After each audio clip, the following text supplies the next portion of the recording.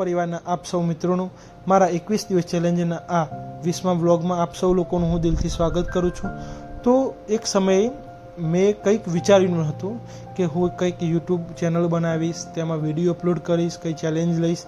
તો આજે મેં નક્કી કર્યું હતું કે મેં શોર્ટ 21 દિવસનું ચેલેન્જ લઉં અને શું હું 21 દિવસ રોજ સલંગ વિડીયો અપલોડ કરી શકું છું। ભલે એમાં થોડું વિડીયો અપલોડ કરવામાં આગળ પાછી થશે, કારણ કે આપણું કામ જે કામનું કંઈ નક્કી નથી હોતું, કારણ કે કોઈ દિવસ કામ વધી જાય, કોઈ દિવસ કામ ઘટી જાય, તો તેના લીધે આપણને વિડીયો અપલોડ કરવાનું સમયમાં થોડું આગળ પાછળ થતું હોય છે।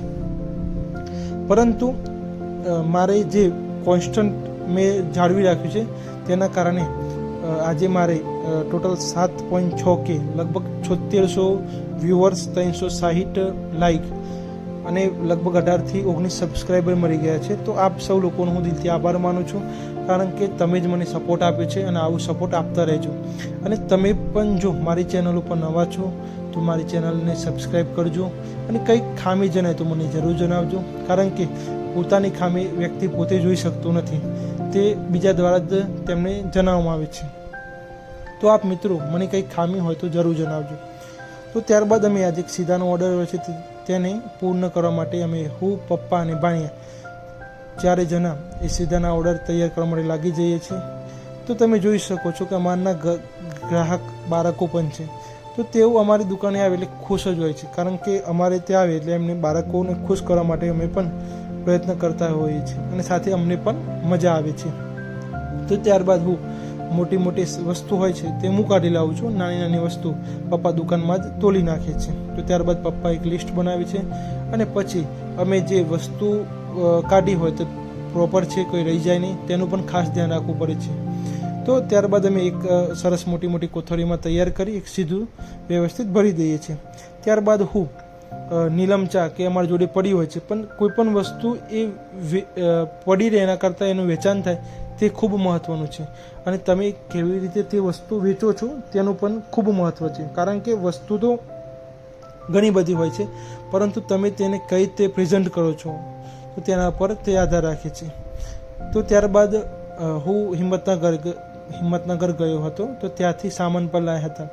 તો સીધું આપ્યા પછી મારા પાસે સમય હતો, તો હું દરેક વસ્તુ વ્યવસ્થિત ગોઠવવાની કોશિશ કરું છું અને ત્યારબાદ એના ઉપર MRP લખવાનું, ભાવ લખવાનું, કારણ કે હું કે પપ્પા જ્યારે ઘરે નથી હોતા ત્યારે મમ્મી અને મારા ધર્મપત્ની પણ દુકાને ઊભા રહેતા હોય છે, તો તેને પ્રોબ્લેમ ન થાય વસ્તુ વેચવામાં, તો તેનું પણ ખાસ ધ્યાન રાખીએ છીએ। તો એટલામાં અમારે જમવાનો સમય થઈ જાય છે। તો ભાનાભાઈએ એક ખાસ ફરમાઈશ કરી હતી કે વડીનું શાક, જે સોયાબીનની વડી આવે ને તે, અને સાથે કેરી તો હતી તો તેનો રસ।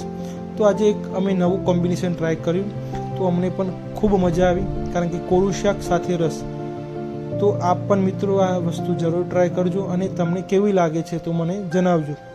તો તમે જોઈ શકો છો કે ભાનાભાઈ ખૂબ મજા કરે છે, કારણ કે સાંજે તો તે ઘરે નહીં હોય, હું એકલો હોઈશ, તો મને પણ એમના વગર ઓછું ફાવે છે, કારણ કે તેઓ મારા માટે એક સ્ટેન્ડ સમાન હતા અને એક સારા કોન્ટેન્ટ માટે હું પણ તેમની સાથે એક સરસ વિડીયો એડિટ કરતો હતો। તો બપોરનો સમય થઈ જાય છે, કામ કોઈ હોતું નથી, તો ભાનાભાઈ ગેમ રમતા હોય છે અને અમે બધા સાથે દુકાને ઊભા રહીએ છીએ અને તેઓ ગેમ રમે અને હું દુકાને જે પણ ગ્રાહક આવે તેમને સામાન આપતો હોઉં છું। તો સાંજનો સમય થાય છે અને એટલામાં ગોપાલ નમકીનવાળાની ગાડી આવી છે। તો સોમ અને મંગળ આ 2 દિવસ અમારે બધા જ જે સ્નેક કંપની છે, ગોપાલ હોય, બાલાજી હોય, રિયલ હોય કે ગોકુલ હોય, તો આ બધી કંપનીઓ સોમથી મંગળના વચ્ચે સામાન આપતા હોય છે। તો તે સામાન વ્યવસ્થિત ચેક કરવું એ દુકાનદારનું પ્રથમ પગલું છે, કારણ કે ઘણી વખત તેમનામાં ભૂલ હોય છે, તો તે ન થાય તે બાબતે આપણે ખાસ ધ્યાન રાખવું પડે છે। તો ત્યારબાદ મમ્મીએ સરસ આમ પન્ના બનાવેલું જ હતું, તો તે સરસ પાણીમાં નાખી હલાઈને શાંતિથી ભાનાભાઈને પીવડાવી તેમને એમનું જે ગિફ્ટ હતું તે બેટ આપી એમને હું એમના વતને જવા માટે હું નીકળી જાઉં છું। તો પ્રથમ તો ગાડીને પણ તરસ લાગી હોય છે, તો તેને પેટ્રોલ પંપ ઉપર જઈને તેની તરસ પૂરી કરી અમે પાછા એમના મુકામે મૂકવા માટે નીકળી જઈએ છીએ। અને સાથે આવતા એક દુકાનદાર તરીકે પણ મારી ફરજ હોય છે તે નિભાવવી પડે છે. તો જે મારે સામાન પ્રાંતિજથી આવવાનો હોય છે તો તે એક વસ્તુના કારણે નથી આવતો. તો મેં નક્કી કર્યું કે તલોદ જાઉં છું તો ત્યાંથી રિટર્નમાં ગાડીમાં સામાન ભરતું આવું. તો મેં જે રસ્તા આવ્યો તો તલોદ બજારનો રસ્તો નવો જ હતો, નવો બનાવેલો હતો, છતાં પણ તેનું ખોદકામ કરી પ્રજાજનને કંઈક હેરાન કરવાનું આ ગતિવિધિ હોય છે. તો હું બજારમાં આવ્યો, ત્યાં અમારે એક વેપારીને પેમેન્ટ બાકી હતું, જૂનું પેમેન્ટ, તો તે ભરી ત્યારબાદ મારે ત્યાંથી જે સામાન લેવાનું હતું તે ગાડીમાં લોડ કરાવું છું અને ત્યાંથી આપણે જે તલોદમાં મેઇન બજાર છે ગંજ બજાર, તો ત્યાં જાઉં છું. ત્યાંથી તેલના ડબ્બાની ભરી અને છેલ્લું કામ મારું હોય છે મકાઈનું ભરડું લેવાનું, તો તે ભરી હું ઘરે જવા માટે નીકળી જાઉં છું. તો વેપારી તરીકે મારી ફરજ એ પણ છે કે દરેક વસ્તુ આપણા પાસે અવેલેબલ હોય, કારણ કે આપણી દુકાને આવતું ગ્રાહક એ આપણા ભગવાન છે અને તેમને દરેક વસ્તુ મળી રહે તે માટે અમે પૂરો પ્રયત્ન કરતા હોઈએ છીએ. તો આપ જોઈ શકો છો કે આ એક તલોદનું બજાર છે. તો સાંજના સમયે ટ્રાફિક ઓછું હોય છે અને સવારે તો એરાજીને બધું થતું હોય છે.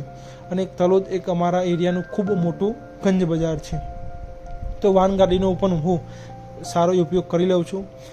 લગભગ મારી સમજણથી આ ગાડીને હું જોઉં છું ને આજે પણ તે અમારા પરિવારનો એક સભ્ય તરીકે જ કામ કરે છે અને અમને મદદ થાય છે. તો ત્યારબાદ હું ઘરે આવી જાઉં છું.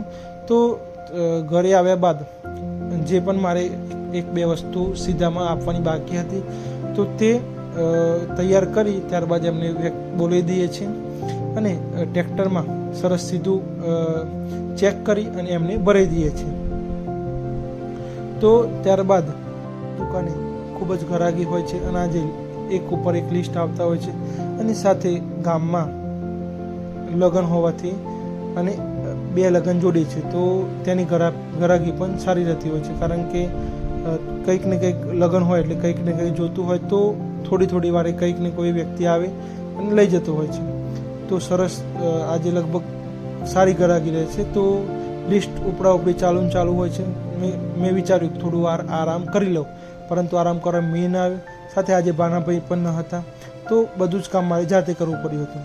તો સમય મળ્યો એટલે ગાડીમાં જે રહેલો સામાન હતો તો વ્યવસ્થિત તેને ગોઠવવાનો, તેના પર ભાવ લખવાનો અને સાથે એક આજના દિવસમાં એક સરસ મેમરી હું રેકોર્ડ કરી રહ્યો છું. અને આ મેમરી એવી છે કે જ્યારે હું તેને પાછો ફરીને જોઈશ, જ્યારે મારો યુટ્યુબ ચેનલ ખોલીશ, તે વિડીયો જોઈશ તો મને મારી જે જૂની મેમરી છે તે એને હું જોઈ શકીશ. તો એટલામાં આપણે સાંજનો સમય થઈ જાય છે, એક સંધ્યા કાર થઈ જાય છે એટલામાં. અને આજે મારા ઘેરથી સરસ મકાઈના રોટલા ફર્સ્ટ ટાઈમ બનાવ્યા હતા. તો શરૂઆતમાં તેને પણ કાઠું પડ્યું હતું, તેને નાની રોટલી ટાઈપ રોટલા બનાવ્યા હતા. તો મેં નક્કી કર્યું કે તું જેવા પણ રોટલા બનાવીશ તે હું તારા હાથના ખાઈશ. તો તેના મેં રોટલા ટ્રાય કર્યા. પ્રથમ વાર તો સારા લાગ્યા. ત્યારબાદ હું દુકાને આવ્યો. તો દુકાને જે રોજિંદું કામ છે કે ભાઈ હવે ટાઈમ થઈ ગયો હતો દુકાન બંધ કરવાનો, તો ડબ્બાને બધું વધારે